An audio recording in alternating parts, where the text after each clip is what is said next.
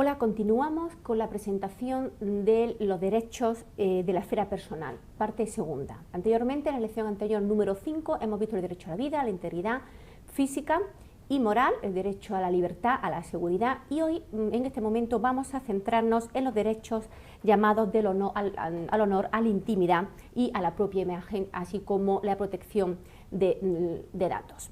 En primer lugar, la protección constitucional de la vida privada, que viene regulada en el artículo 18 de la Constitución, lo que viene a regular es la injerencia arbitraria de los demás en la vida privada. Vida privada se entiende familia, injerencia en la familia, en el domicilio, en la correspondencia, en el ataque a la honra y a la reputación.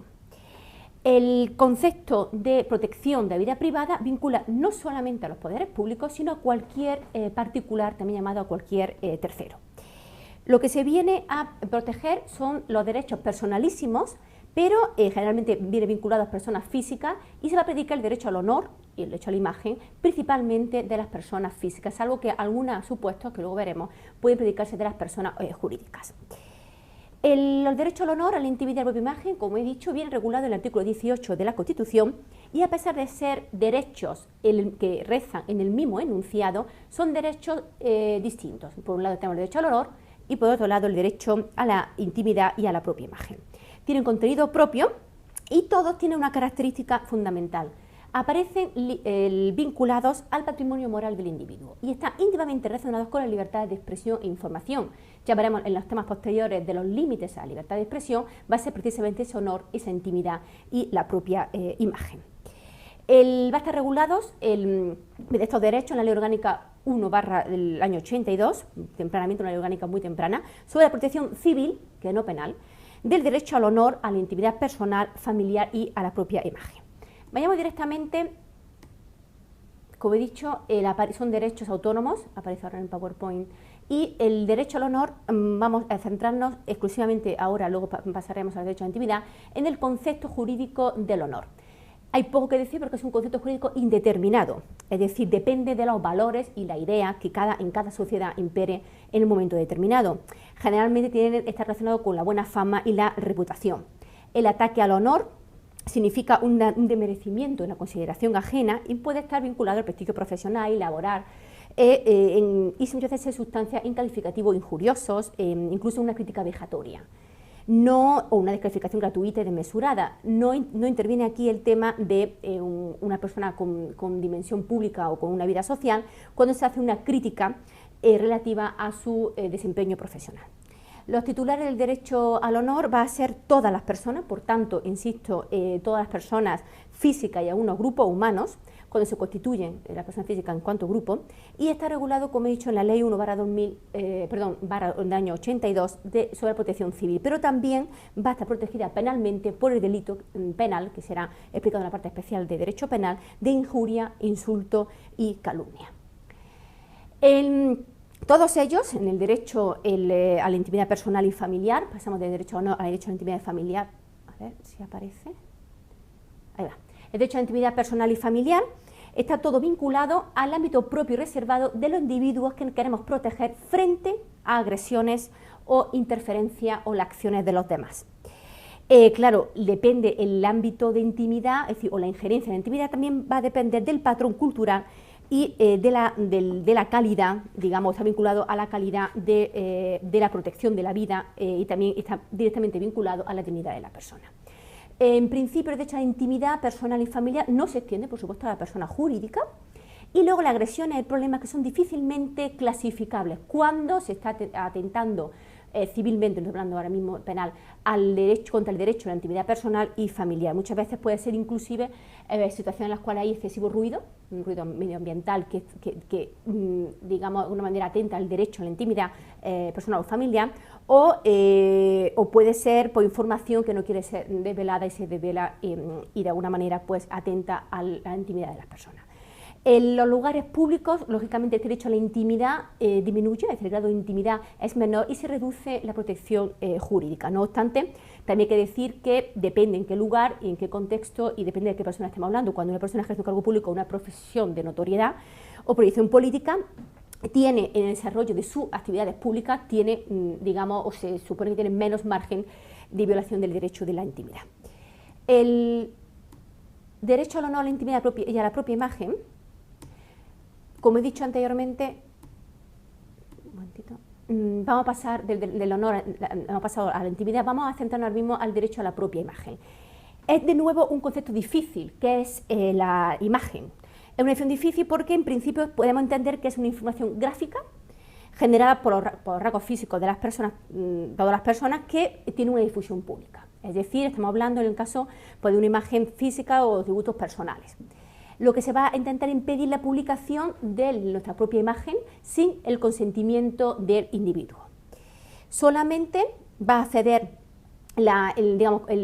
o cede nuestro derecho a la propia imagen cuando existe un interés público prevalente. Por tanto, lo interesante es saber qué es un interés público prevalente. Por ejemplo, cuando existe un cargo público, existe una producción de notoriedad, por supuesto la imagen, la reproducción gráfica, disminuye el contenido esencial de este derecho. Pasamos, hemos dado las pinceladas sobre el derecho a la intimidad, a la propia imagen, el derecho al honor, y vamos directamente a estudiar el derecho a la inviolabilidad del domicilio y el secreto de las comunicaciones. También recogido en el artículo 18 de la Constitución Española, en concreto en el 18.2. ¿Qué es, en principio, el domicilio? Para hablar de la inviolabilidad del domicilio tenemos en principio que definir qué entendemos por domicilio. En primer lugar, se está protegiendo un espacio físico dentro del cual es indiferente que haya o no vida privada o conversaciones de contenido íntimo. Se está protegiendo lo que es el domicilio.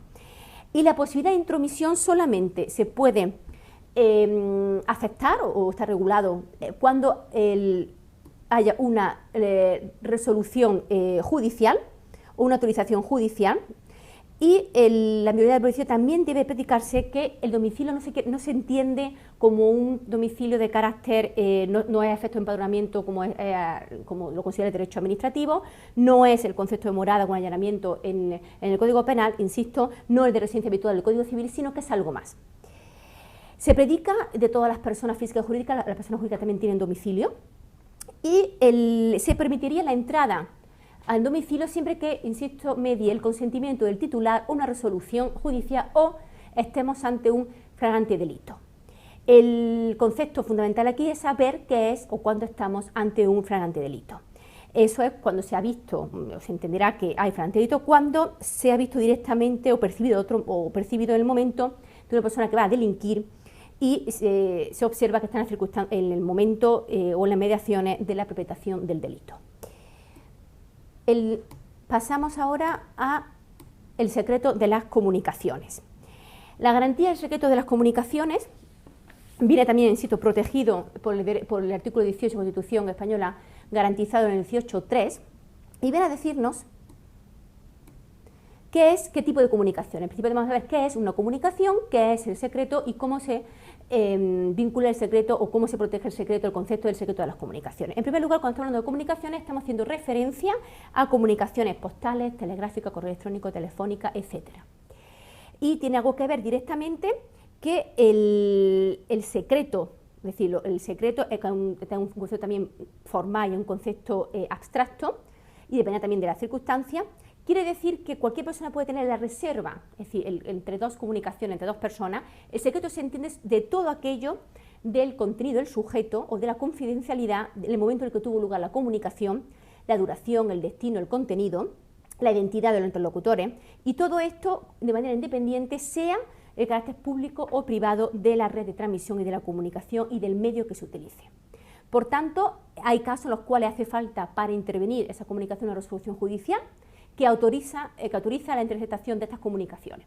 Los requisitos de esta resolución, para que haya una resolución judicial, hace falta que esté legalmente prevista, que esta interceptación sea motivada, sea notificada al Ministerio Fiscal, proporcionada e idónea y con respeto del contenido esencial también del derecho. Normalmente se justifica esa intervención por prevención y persecución de delitos graves. Como último apartado del tema 6, vamos a ver la protección de los datos personales, derecho también fundamental reconocido en la Constitución Española en su artículo 18.4, apartado cuarto del artículo 18. En este apartado dice literalmente que la ley limitará el uso de la informática para garantizar el honor y la intimidad personal y familiar de los ciudadanos. Es un derecho, por tanto, fundamental y directamente relacionado con la llamada libertad informática. El contenido de este derecho fundamental sería controlar los datos personales registrados en soporte físico, evitando su uso fraudulento o mal uso. La finalidad, por tanto, es proteger cualquier tipo de dato personal, las libertades públicas y los derechos fundamentales de las personas físicas, en concreto los derechos, como hemos visto en este tema, el derecho al honor y a la intimidad personal y familiar. La protección de datos personales va a estar regulada por una temprana ley orgánica, la Ley Orgánica 15 del año temprano de 1999, de protección de datos de carácter personal, en el que incluye una serie de definiciones legales de las que me gustaría ir de manera muy rápida. En primer lugar, ¿qué es un dato de carácter personal? Es cualquier tipo de datos sobre personas físicas identificadas e identificables. En segundo lugar, ¿qué es un fichero? Un fichero es todo conjunto organizado de datos de carácter personal, cualquiera que fuera la fuente o la forma, la modalidad de su creación, almacenamiento, organización y acceso.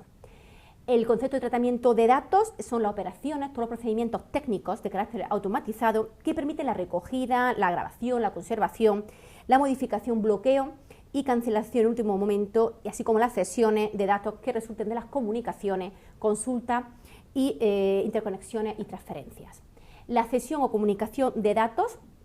El concepto de afectado e interesado hace referencia a la persona física titular de esos datos que son objeto de tratamiento. Y por último, el consentimiento del interesado es la manifestación de la voluntad del ciudadano libre e inequívoca, específica e informada, mediante la cual el interesado consiente la cesión o el tratamiento de los datos personales que le concierne a sí mismo. Por último, el concepto de cesión o comunicación de datos tiene que ver la revelación de los datos que realiza una persona a otra persona distinta de sí misma. La Ley Orgánica también de Protección de Datos Personal enuncia una serie de principios que ligeramente vamos simplemente a mencionar, entre ellos el principio de la calidad de los datos, el principio de información, la finalidad de dicha información, la protección de los datos personales y el principio de rectificación. La titularidad de esos datos puede ser una titularidad pública, da igual que sean datos públicos o datos de titularidad privada.